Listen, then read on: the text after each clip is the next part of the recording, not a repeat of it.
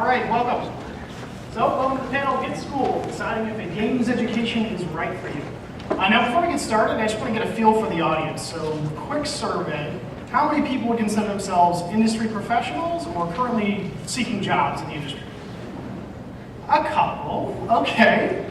Any college students currently enrolled in programs looking for jobs upon graduation? A couple more of them, okay. How about high schoolers or younger looking to enter the games industry? Okay. Great, or middle school, yeah, either one. High school or middle school. And then how about parents who got dragged here?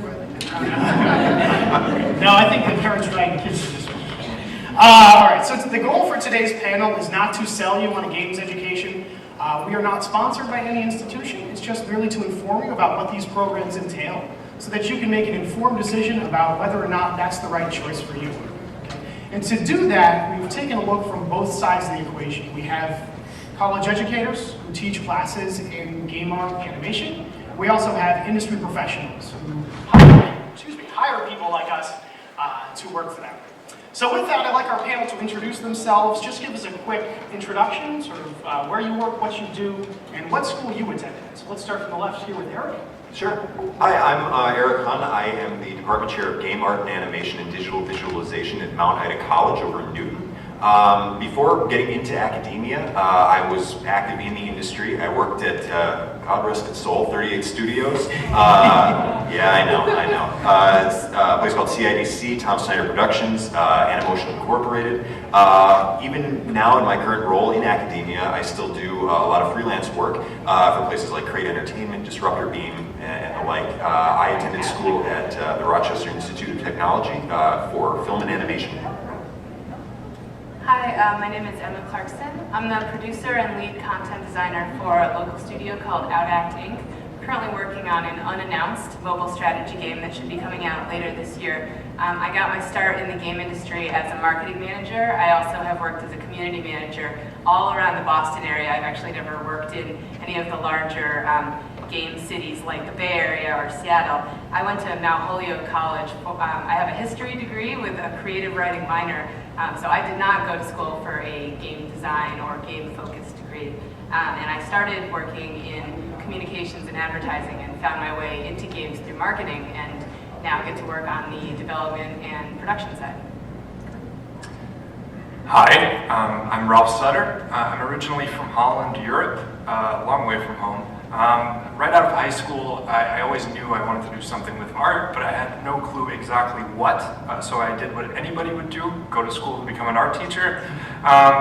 Throughout that period, I actually figured out that I really liked animation, but the problem was there were really no animation colleges in Europe. So I went to America, found a really good school in Brookline called the New England Institute of Art, where I went to school for media arts and animation, learned 2D and 3D animation as well as 3D character modeling and the such.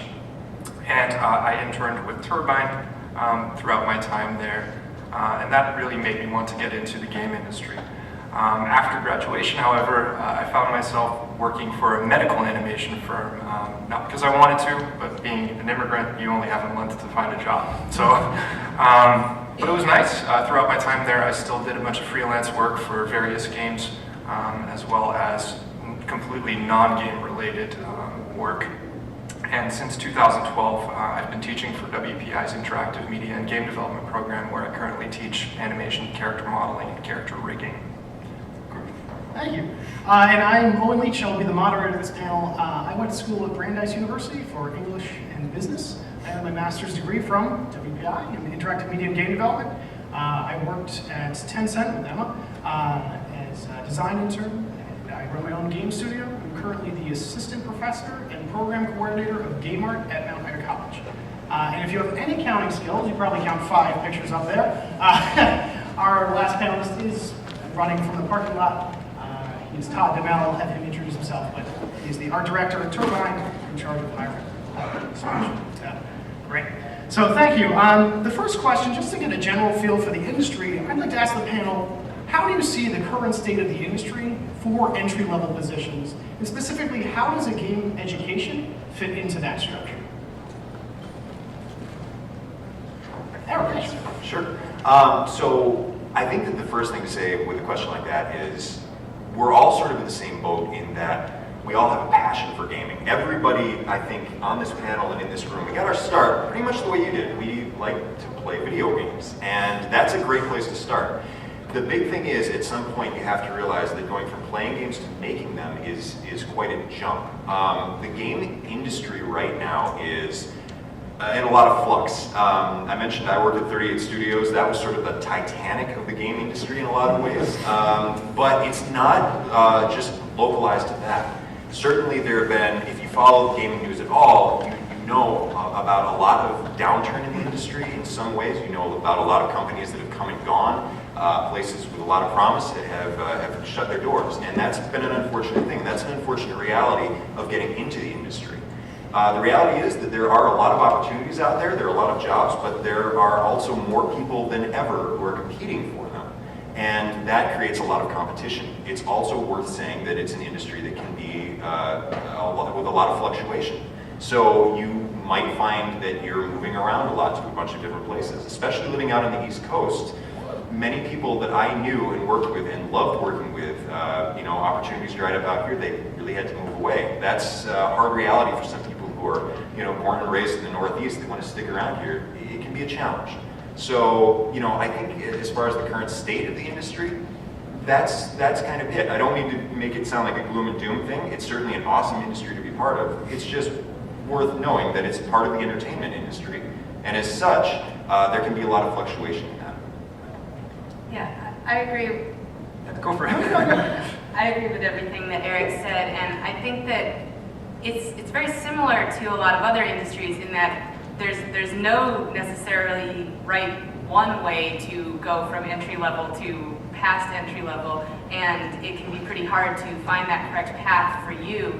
But once you get past entry level, it's so much easier to envision the rest of your career path. I think what is special about the game industry what might make it a little negative is how competitive it is, like what Eric is saying. It's a little bit of a glamour industry, it's an entertainment industry, there's a very limited set of jobs. What I think makes it very unique in a positive way is how much easier it is to build up your own portfolio of your own creative work. And it is something that for a lot of people starts driven from a passion hobby. And it's not that hard to translate that into professional skills.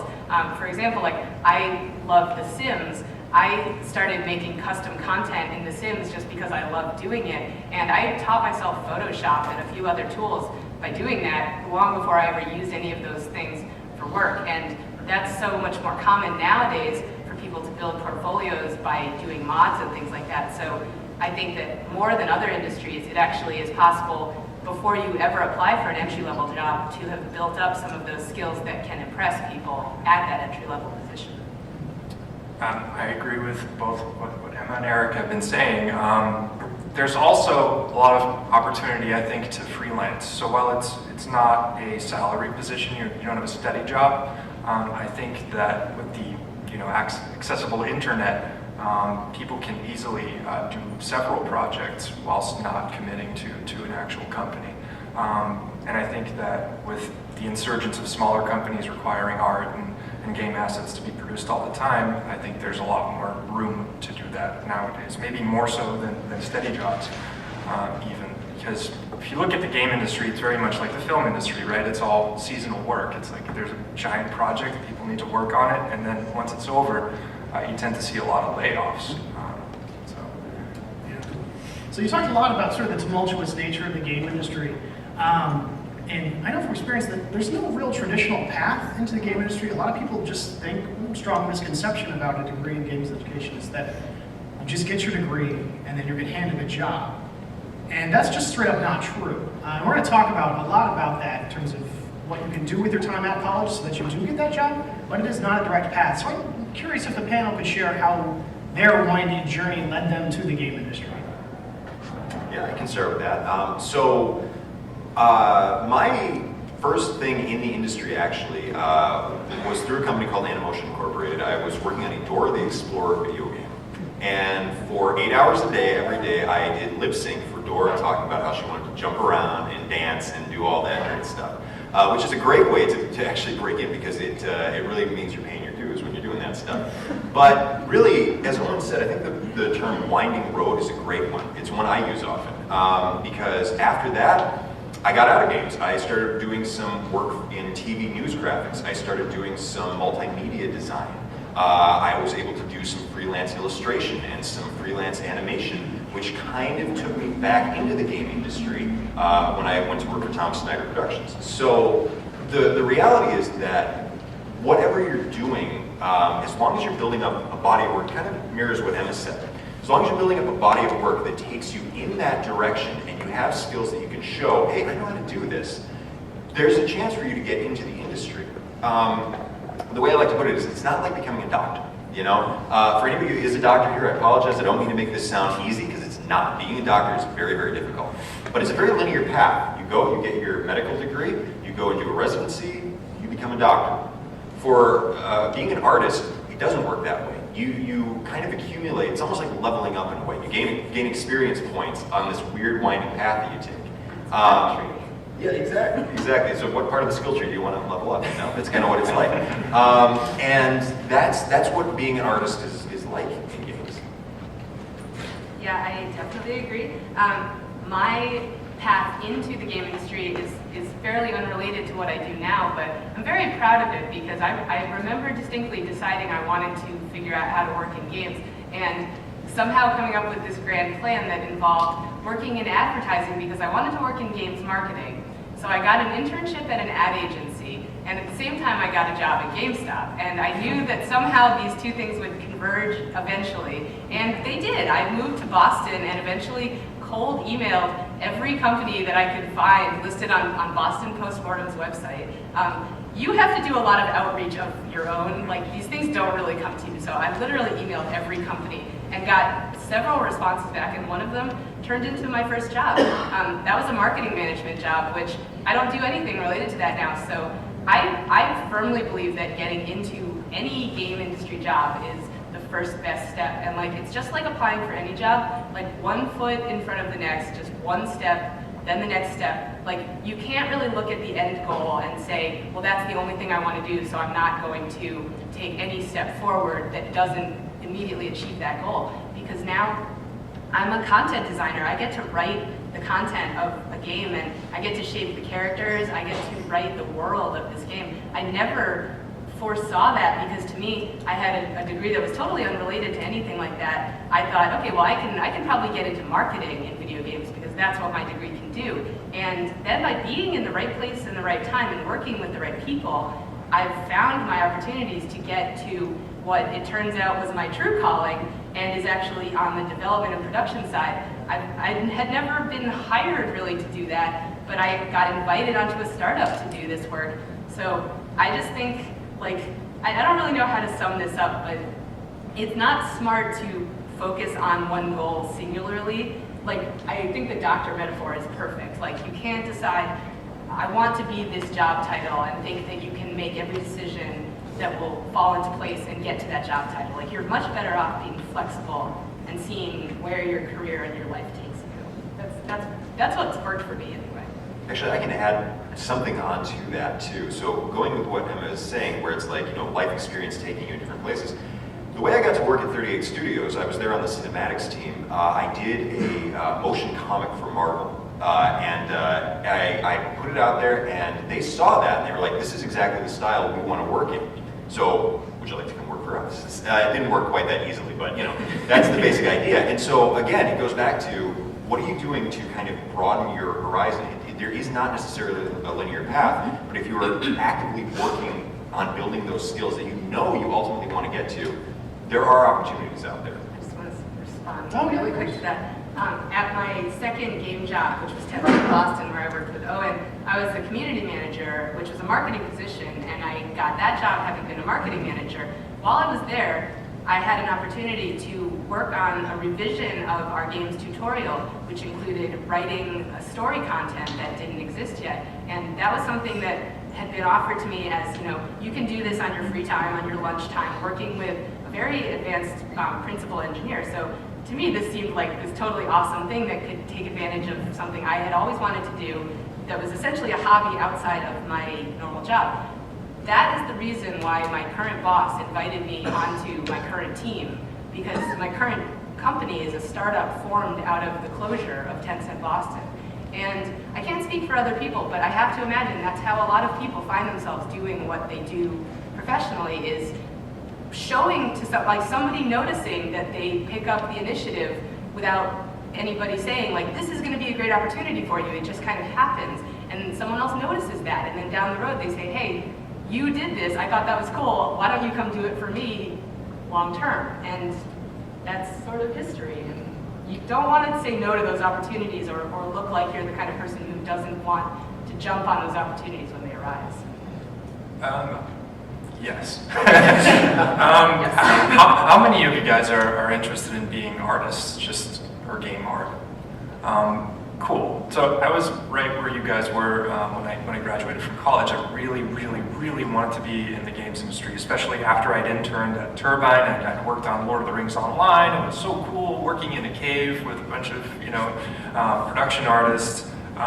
So that really was my main focus, and I kind of started gearing my portfolio really heavily towards just game-related stuff. I was making really niche game art, and it was almost harder for me to get exposure because of it.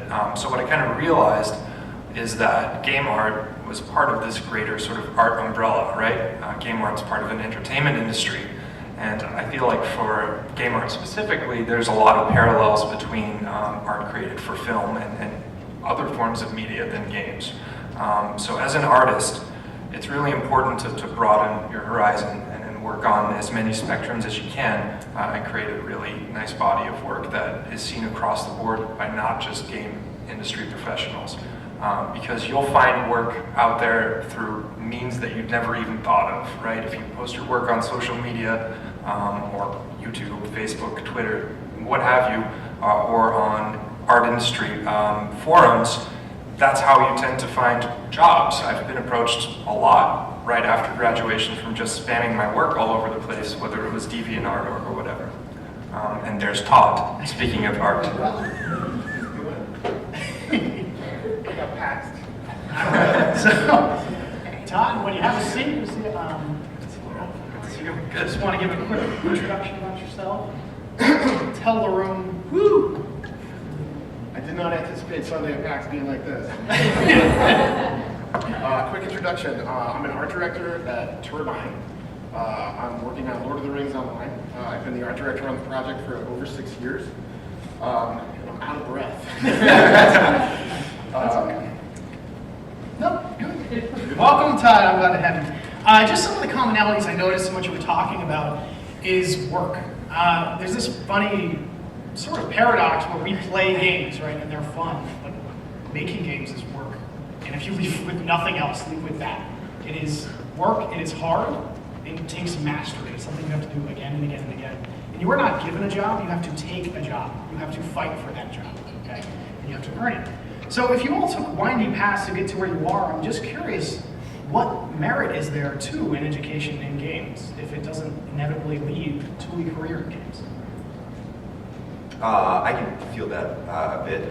I think that college setting is a tremendous place for not only learning the skills that you would need to get into the industry, but also making networking connections with teachers who work in the industry, with classmates who will work in the industry. It's a interesting microcosm, probably the only time you get that in life, where it's like, okay, you have all this time devoted to work on this stuff.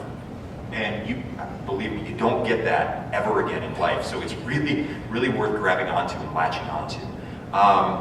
It's a wonderful place where you can get that kind of instant feedback from professors who are in the know, from fellow classmates. And it's a great place where you can develop certain skills like thick skin. Especially being an artist in the industry, critique is a massive part of that. I see students come in all the time and their work is like their baby. You know, they're cradling it there, and they show it to you, and you go, okay, well, you know, that's nice, but this could be better, and that could be better, and the person just takes it back. So you're calling my kid ugly, and that's not what you're doing. We're just trying to help you get better. The people who do the best are the people who understand that really quickly, and the people who take every opportunity. People who treat education like it is their first job in the industry, they do very well. They're the ones who go out and they actually struggle and fight for those opportunities and get them, because they come out of college with a body of work that shows, hey, I'm really serious about this. The most frustrating thing to me as an educator is going into classes and seeing people who are like, oh, well, I was slacking off on my work, essentially. Whatever excuse falls under that umbrella, that's what it looks like. And that's really frustrating, because college is a tremendous place where you can do a lot of learning. I will say this too. Everybody in this room could theoretically go out and try to get a job in the industry right now. And you probably could land it if you have the right knowledge of how to work, and the right portfolio, and the right connections, and the right skills.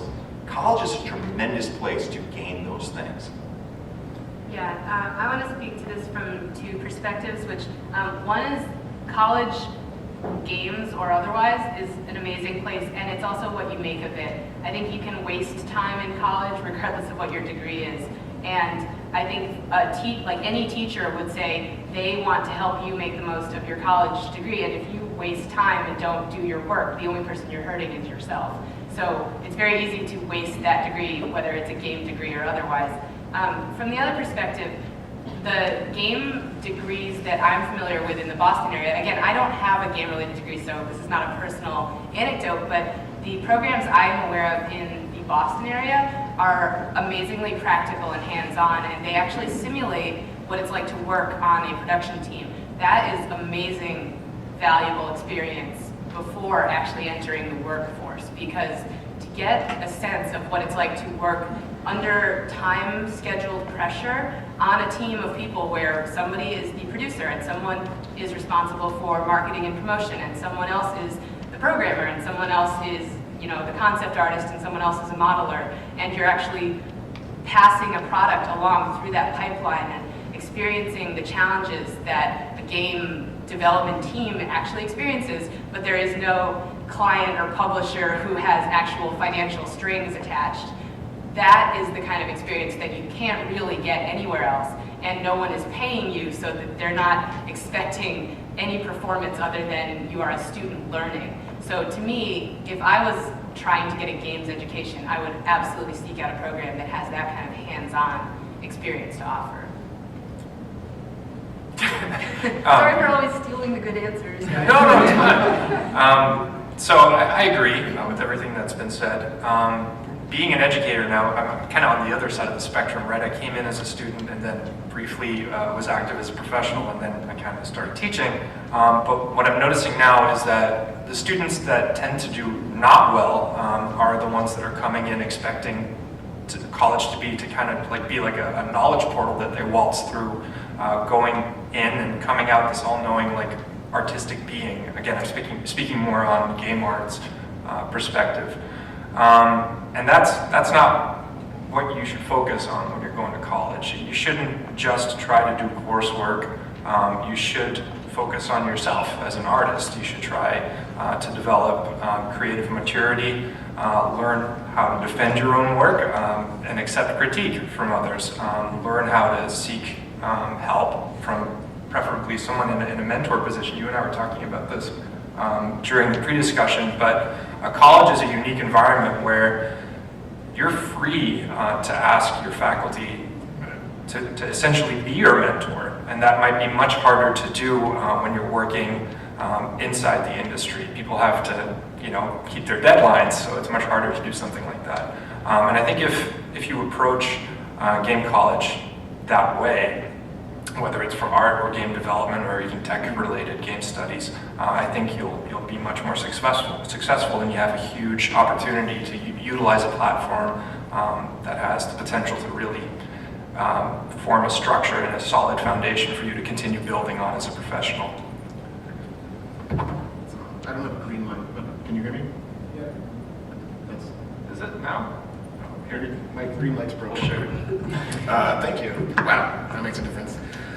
I think whether you go to college or not, getting into and advancing through the video game industry or any industry is about two things. It's about growing and getting better at what you do and looking for opportunities that will take you through your career. Getting into the industry is just the first gate. And then there's the path that your career will take beyond that. So getting better at what you do is something that there's never been more resources available to help you do that.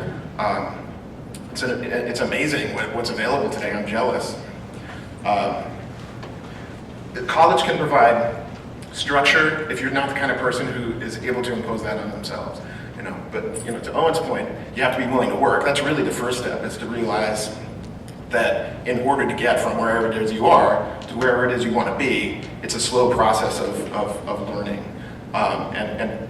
College can provide a framework, if you take advantage of it, is what you make it, that will allow you to do that. Plus put you in a circumstance where you're working with a broad array of other people. That's something that the video game industry is like an open world with many paths of advancement. You don't have to be part of a big company to be successful in the video game industry. You can do it by yourself. There's a career choice there. But if you are interested in working on a team, a collaborative team, the skills necessary to do that are something that need to be developed. And college can put you in a position that you might not otherwise have available to you to allow you to do that.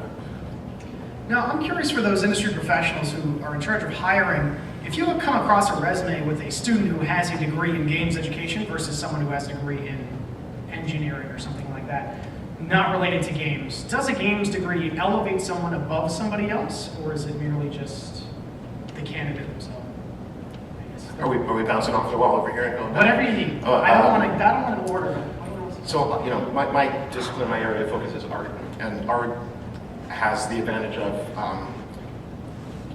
portfolio really tells what the person who's, what the artist is capable of. I was talking a little bit earlier about this idea of gates, getting through the gates. Portfolio gets you through the first gate.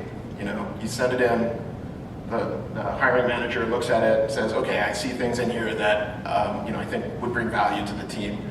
And then that gets you to the second gate, which is probably, a phone call or an interview, which a different set of skills will get you through, right? But for that first point of contact where you get the resume, for me, I will look at the school and in part because the schools do represent cultures and they do represent communities, and I know people in various schools, and I know certain schools mean certain things, but it's absolutely secondary to what's in the portfolio. You don't need to, you have a good portfolio, that gets you through the first gate. So, sorry, I'm first this time. To kind of build on that, on the other side of the spectrum, yes, I agree. I don't think that your degree is necessarily what's going to land you a job. But I'll say that, having gone through the college process and obtaining a degree, that I feel that I did gain the experience necessary to apply for certain positions that I wouldn't necessarily have had the opportunity to if I didn't go to college for it. I really learned to kind of behave more professionally when applying to certain companies, how to build a portfolio that was probably more attractive to studios in terms of being hired or not being hired. And I feel that greatly helps. My initial job search experience was not in games. It was again in communications and advertising. And I think a common challenge that people who are job hunters experience is just how to get noticed at all. And something on your resume that jumps out at the hiring manager or whoever is looking at the resumes to pass them on to the hiring manager, which is something we talked about in our preparatory discussion, because I work very closely with my art director, and a lot of times I'm the one who looks at resumes that come in, and I might be the one to say, hey, you should check out this resume that came in. The portfolio is amazing. But sometimes the email that I scan is the first impression, and I might not get to the portfolio link before I have a chance to scan the CV or the resume. And to me, your school is one of those things that is listed on that resume, and I can't say for sure that I would be swayed by a games education, but it is one thing that is included on your resume. So when you're putting together the presentation of yourself as an applicant, it is certainly something to consider that without having to click on a portfolio, they do see the name of your school. And if that person who's reviewing it is an alum of that school, it's a very good chance that they're going to put your resume aside to say, I do want to look at this portfolio more so than any others where they don't have that immediate connection.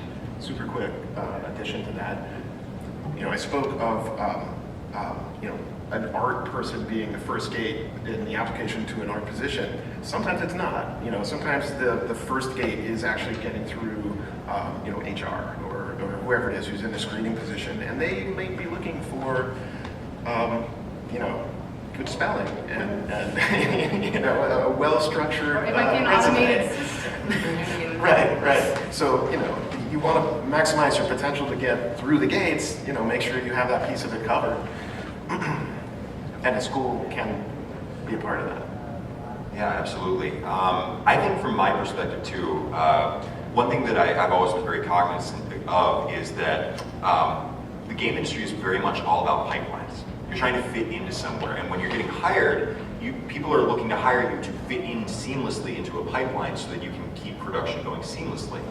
So I think games education can be a tremendous place for you to learn those pipelines and learn those structures, but again, it's sort of a foundation. So I'll give you an example. When at 38, we would often look at portfolios that came through of people who wanted to join the cinematics team.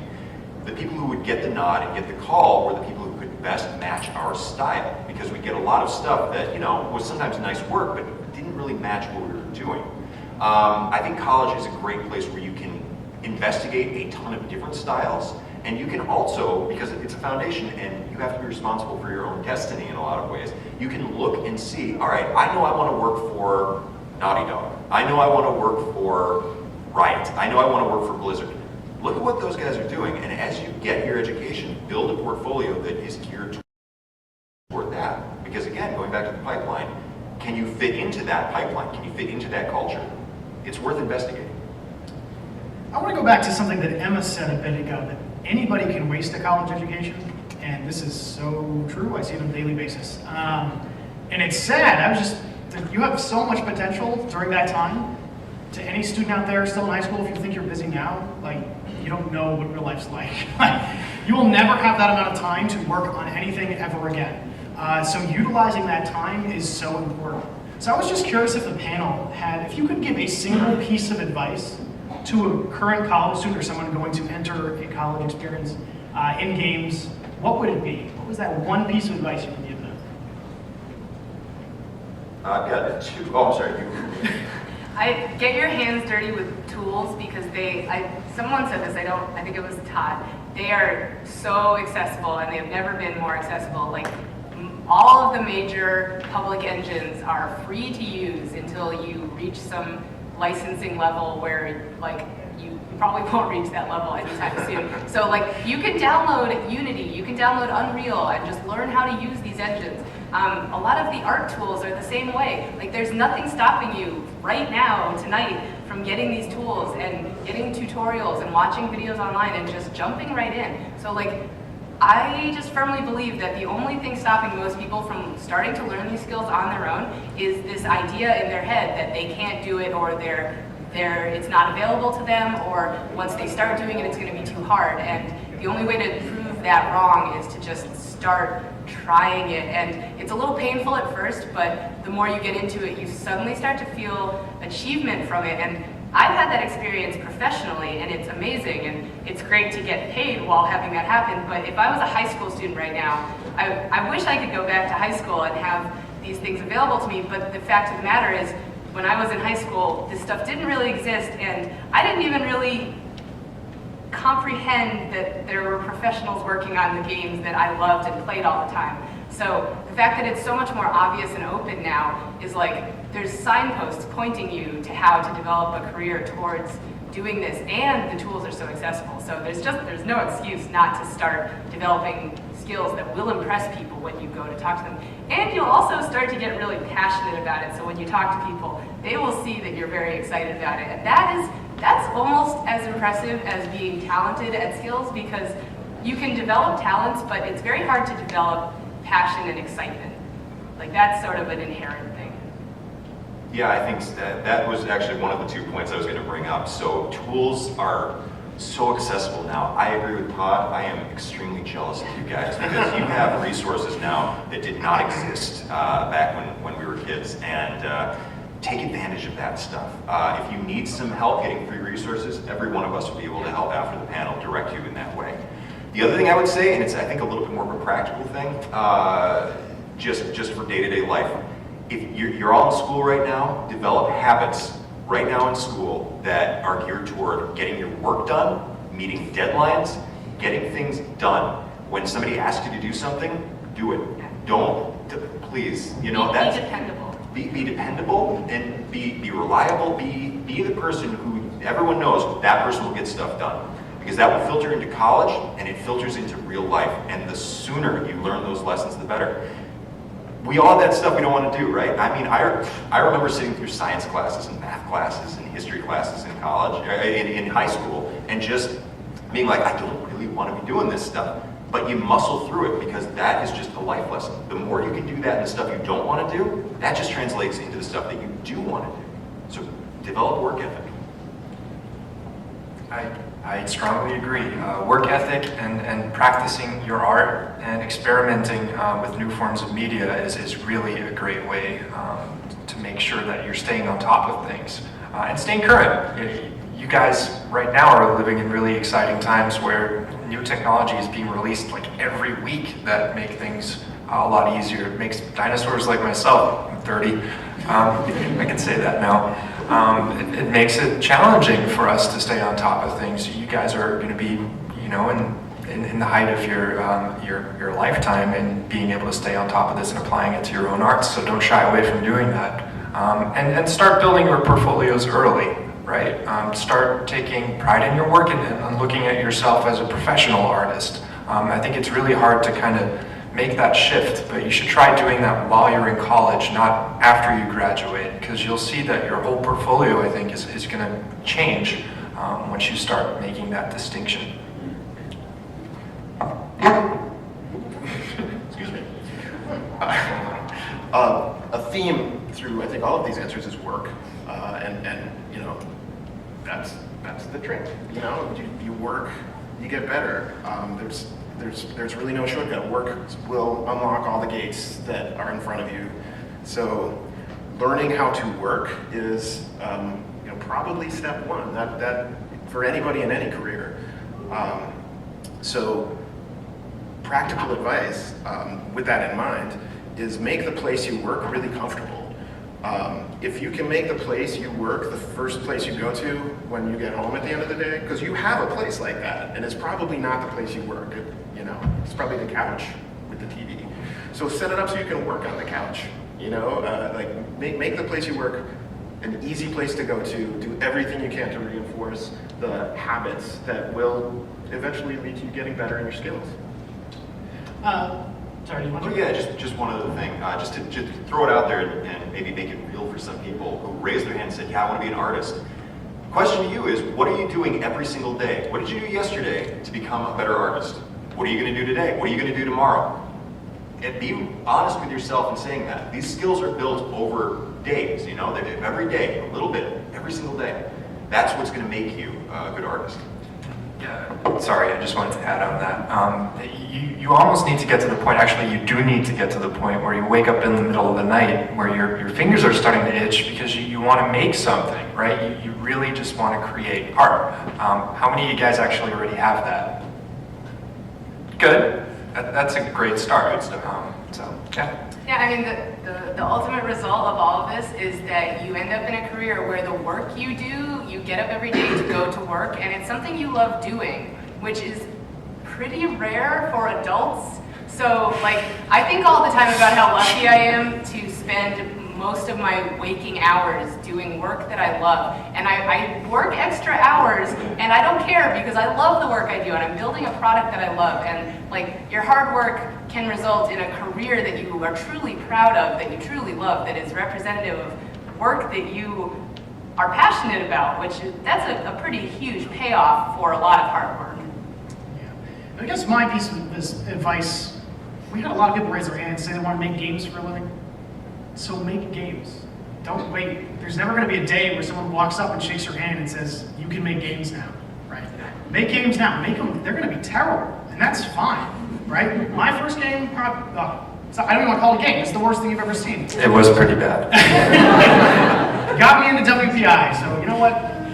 Don't listen to him. But you might find a kernel of awesomeness in something you make that at first you're like, oh, this is so bad and weird, but then you might notice some little unintended thing that turns out to actually be the kernel that turns into something really fun that when you show it to people, they're like, oh, I've never really played this, but it reminds me of XYZ other games, and then you run with that, and suddenly you have a new game on your hands. Like, you just don't know. I think the best learning tool is failure, and fail early, fail Don't be often, afraid. and don't be afraid of failure, right? There's a quote I wish I could attribute it because it's awesome and I say it quite often.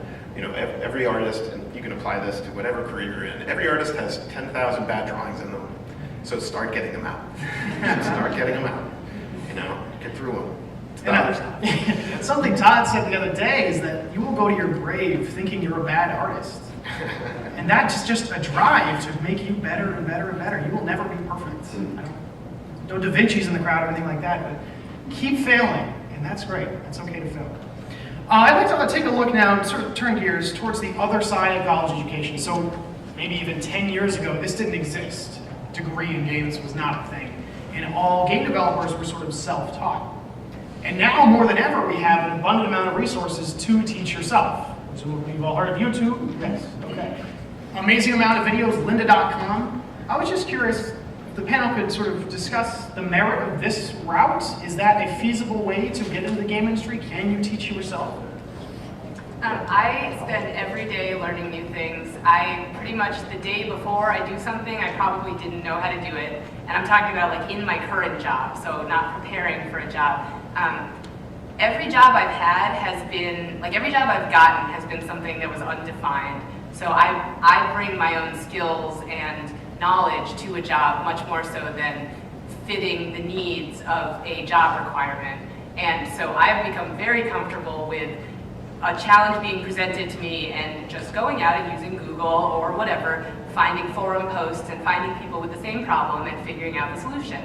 Now that I work more in production and development, that has shifted to be a little more technical focused, and so it requires a little more careful assessment of answers to make sure you're not following incorrect paths. But it's crucial to be able to track down the answers to questions you have and to solve your own problems. And I think it's really important to get past the idea of if you don't know how to do something, sort of like sitting around and waiting until someone else either asks you if you know how to do it, and that's your trigger to figure it out, or someone else tells you how to do it. Those are very quick ways to get left behind. So I would say that if you want to know how to do something, I would bet money that the answer is on the internet, and you can probably find it through video tutorials. I personally just prefer reading stuff. I don't really like to spend the time watching videos unless I have to, but develop your research skills. And actually, since this is about education, my history and English degree, I credited mostly with research skills at this point. I think that what I use on a daily basis are critical thinking and reading and assessment and research. Yeah, so I know I had mentioned a little bit ago that like today you could go out and try to get a job in the industry and you might be able to land it with the right stuff. And for some people, college is absolutely the way that you should do that. For some people, it is not. College is a place that has a specific set of guidelines and structures and methodology to get you where you want to go. Some people just need to take that in a different way. They need to be self-starters. They need to go out and they need to get that information on their own. And there's nothing wrong with that. Now the degree does bear with it some other things. For example, if you ever wanted to get into teaching, you need a degree to do that.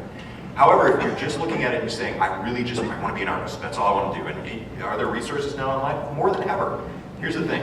There are really good resources out there, a ton of them. There are a lot of bad resources out there too. And not knowing the difference between the two can develop some really awful habits right away. One of the valuable things about being in a classroom setting is the fact that you presumably have a teacher in there who knows what they're talking about. They know the industry you want to get into, and they know the skill set that you want to have. So they're going to give you the right information. I can't tell you the countless tutorials I've seen on YouTube where somebody who is working out of their basement or something is telling you how to do like a character walk cycle in a 3D animation program.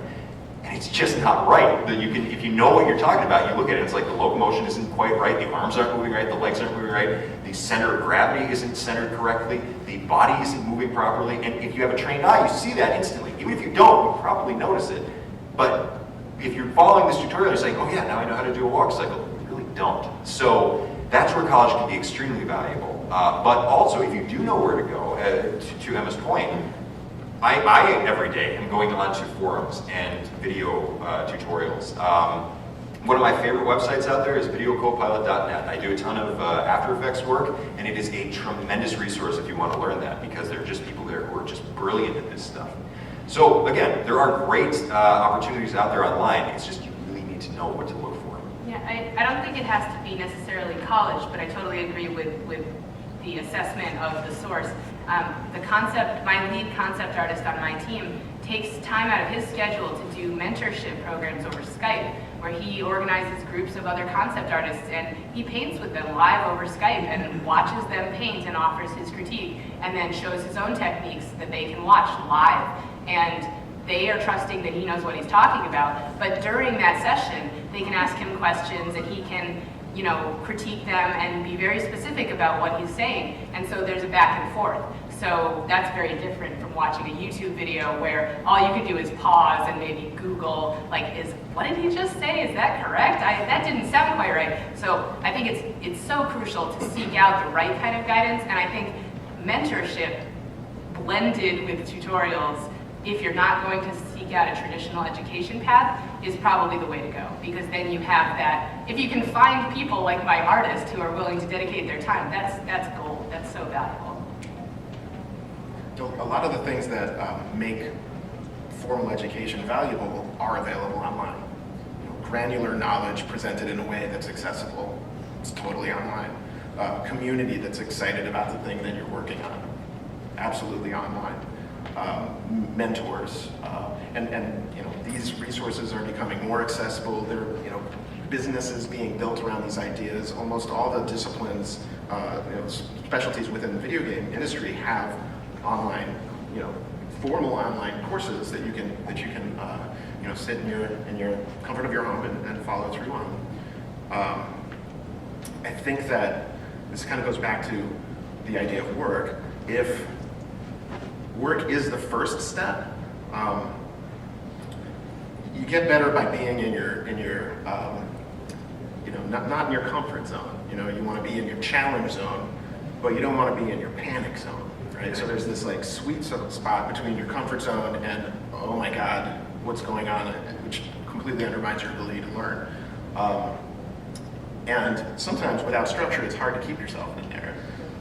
So if you're able to sort of keep that frame of mind, the resources are available that will allow you to become just absolutely tip-top, top shelf at whatever discipline you're practicing. But if you're not, you may need some structure.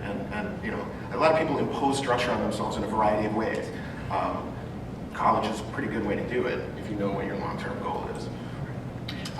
Sorry, I tried to cut you off. There's one last question I want to get to. I saw a lot of high schoolers in the crowd, so I was hoping to address that from two angles. As college professors, I'm curious, what do you guys look for in applicants to these programs? And perhaps to the industry professionals, what advice would you give to high schoolers? How could they best utilize their time to maximize their chances of entering the industry? I really look for an eagerness to learn. I have a lot of applicants that come to our school, and a lot of them are simply coming in under the premise that, hey, I love video games. Can I study it? And that's not how it works, right? You need to go to a college wanting not just to learn the subject matter, but to grow and evolve into whatever it is you're ultimately wanting to become.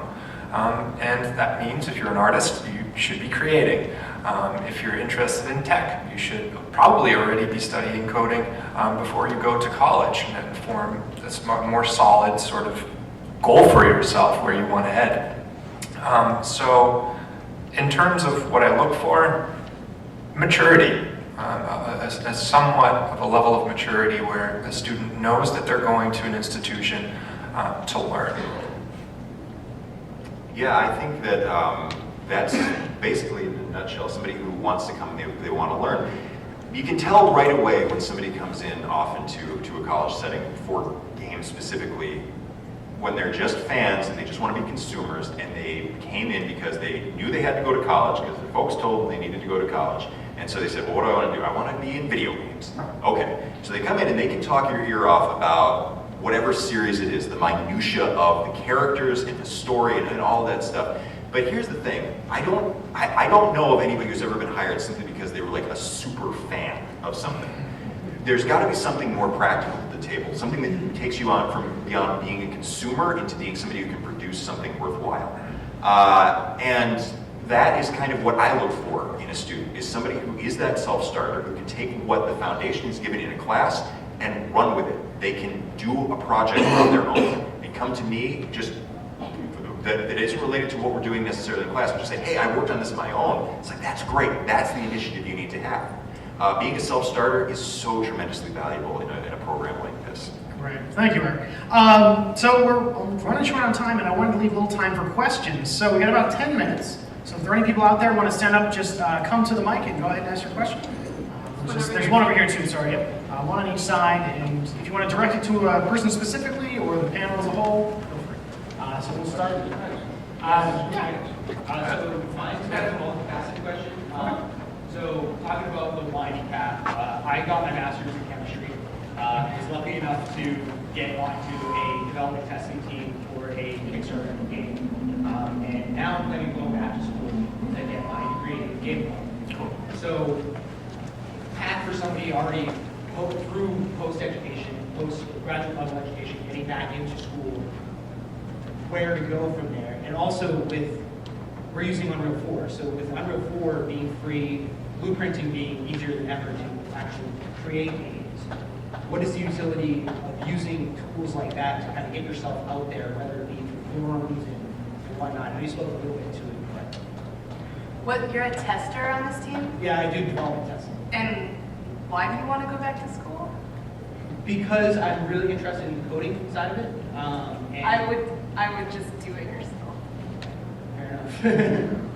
That's just my perspective. I think you can approach it and learn more and save yourself money and just dive right in.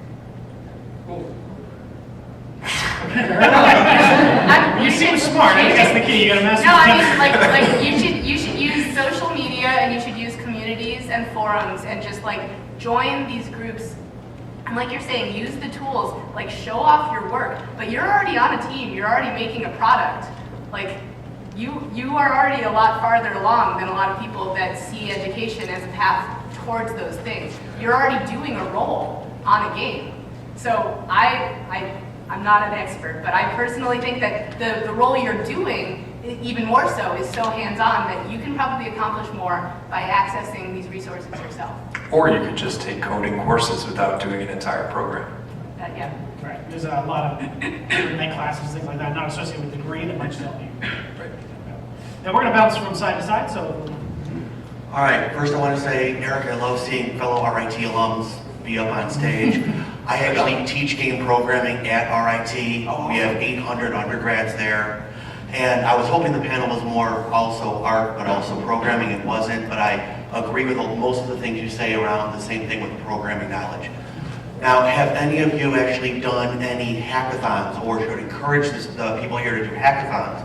We actually had a team of 4 women go to a Women in Computing hackathon from high school, juniors in high school, and they beat most of the college women. So have you guys experienced hackathons, or do you think they should look for hackathons in their area? Absolutely. Game jams, that's a way to consume the whole pill in a very small and intense form, right? And by the whole pill, I mean the development process. So you got to have an idea, and you have to develop it, and then you have to make it sort of presentable. And that's something that a game development team might take a year, or 2 years, or 3 years, or 5 years to do. If you can do a full iteration that encompasses all of those steps, that goes a very long way to help inform your understanding of what game development is really all about. And it gets into the teamwork piece of it. It gets into how the different stages of development feed off one another. And if you make a mistake in one, what that means later on down the line. You get that information very quickly. And just to clarify for those who don't know what those things are, game jams sort of come together for like a weekend and you try to create sort of a finished prototype in that time span. Terminology might be confusing. I think it's like one of the best ways to see if it's something you would want to do, because you're working in these close quarters with people, and crunch is controversial, but it's certainly something that, especially if you go independent, or if you're bootstrapping, or if you're working on hobby projects, at some point you're going to work in one room with people with laptops on your laps, you know, long into the night, and you need to want to do that, and you need to like doing that. So I totally recommend trying that. And when you're a student, you have the time to do that too. Great, thank you. Good question. Just a curious question, I'm pretty sure it's a safe one, but what are the minimum amount of entries that you look for in a portfolio, and does it matter if they're primarily 2D centric or 3D centric? Just to clarify, are you asking about a college admission or a sort of a professional hiring? Professional. Okay. Well, I don't think there's a prescribed number. I think depending on what level you're sort of targeting, you know, the expectation is you're going to have depth and breadth in your skill set, and you know, your portfolio is basically how you signal your depth and breadth as an artist. So I think the sort of understandable conclusion somebody in a hiring position would draw from a small portfolio is that this is a person that doesn't have much depth or breadth, but what's there might be incredibly, you know, well done, and that might be enough, you know, depending on what the position is and what the hiring director is looking for. I would say, don't put anything in your portfolio that you don't think represents what you're capable of. If you look at something and you say, I did that a few years ago and I'm like so much better than that now, well, that's not going to serve you to represent what you're currently capable of. So, you know, to me, try to strive for a portfolio that shows what you can do, and you know, hopefully you have a piece in there that represents all those facets. And on the other side of that, this is not necessarily portfolio related, but it is work related. So yes, I think your portfolio is really the place where all your professional work should go.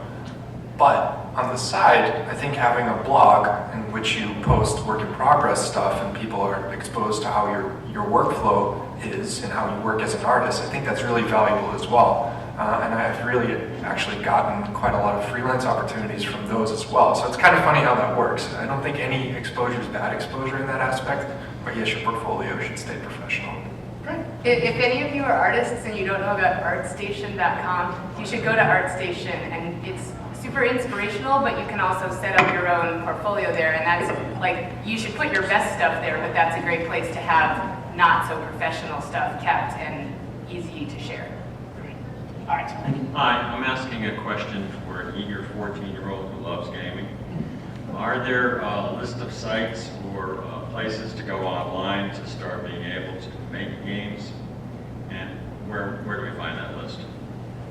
I worked for the Boston Festival of Indie Games 2 years ago. The Boston Festival of Indie Games is indie games. Indie. So like independent games. I-N-D-I? I-N-D-Y. Okay. Yeah. It's an event that showcases independent game developers in Boston every September. And 2 years ago, we actually featured resources for kids and teens in a little pamphlet. And that may still be available online, but I would recommend just your best bet is just go on Google. And these resources are freely available. A lot of them are sponsored by colleges. I know MIT hosts. I think their program is called like Scratch or something like that. But there are quite a few game building tools that are oriented towards kids. And there are ones that are professional level tools that are easily accessible. Construct 2 is one great easy engine that doesn't require code. So you can search for something like code-free engines or something like that. But really just Googling like, how do I build a game will start you on the path. Just trying to distinguish good content from bad content. There's very little bad content, just you have to experience it for yourself. Like there's so many people who have gone on this path already. You can find forum posts saying what are the good resources and what are the bad resources. I would also recommend summer camps for high schoolers. It's only a great thing that really sort of teaches them stuff. Sounds great. Thanks. I got time for a little more. So this fall, I'll be going into my junior year of college for game art development. And I guess my question is more so for Emma. And I was wondering if you faced any obstacles being a woman in the video game industry. Personally, I have not really. I think the obstacles I have faced are more location-based. Boston is a tough job market for game stuff. So a company I loved and worked for closed 2 years ago, and most of the great professionals who worked for it just moved and left and moved to the Bay Area. And so I have found that my career challenges have been mostly location-based. I've received amazing support, and I would say being a woman, the thing that I would love would be more women mentors, because the majority of my mentors have been men. I do have one women mentor who is a great friend of mine, but the fact is none of my mentors are anyone who has done the same work as me. So to be honest, it doesn't really matter to me who they are as a person, because none of them has been anyone who has said, like, I do the same thing you want to do, so here's how you do it. They're really more just someone I can bounce ideas off of, and I've gotten amazing support from my male coworkers and superiors, so I would be more than happy to give you my card and talk more about this. Awesome, thank you. Sure. Now, unfortunately, we're out of time, but I want to invite anybody who's in line or wants to ask a question at all to come up to us after. We'll stick around and answer any question. Big thank you to all of you for coming to this panel, as well as a thank you to the panelists for coming. So thank you so much for joining us today.